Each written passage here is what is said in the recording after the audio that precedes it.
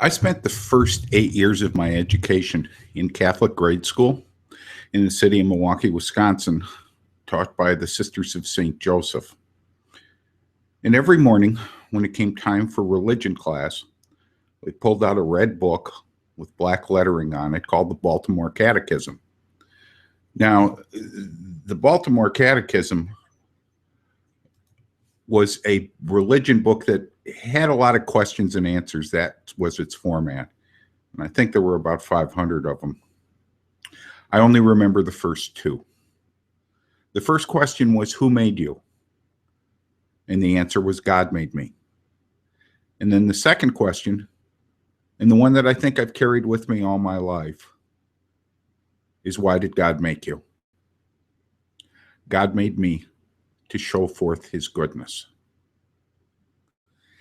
And I have to tell you, at times in my life when I felt a little low, when my confidence was shaken, when I'm not quite sure what the next move was to make, somehow that thought popped into my mind. God made me to show forth his goodness. Good morning, or good afternoon, or good evening, whenever you're watching this. I'm John Jerkowitz, and welcome to our weekly motivation. I think I get in trouble when I decide that I'm going to tinker with that goodness. I'm no different than you, but a story comes to mind last week. I was talking to a new business owner, and the new business owner said to me, boy, I'm really involved in social media to the point where I don't think I have time to run my business. And they began to rattle off every social media platform they've invested some time in. And I said, can I ask you a question? Why are you on all those platforms? And they said, well, you're supposed to be. And I said who? Well, you're supposed to be. And I fall prey to it too. I call it wanting to sit at the cool kids' lunch table. We look to the left, we look to the right, and we see what everybody else is doing. And we think, well, in order to be whole, healthy, and accepted, I've got to do all that too.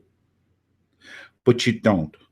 Because however you choose to manifest the divine in your life, however you choose to honor that presence, always remember that there is a spark, a bit of that divine in you that's unique to you. God made me to show forth his goodness. And maybe he inspired singer-songwriter Billy Joel to pen that song, Don't Go Changin', Just the Way You Are.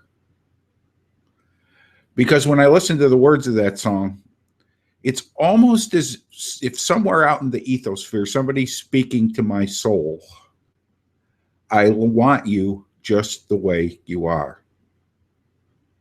You see, I do these every Monday morning, and it doesn't matter to me whether 2 people watch or 2 million people watch.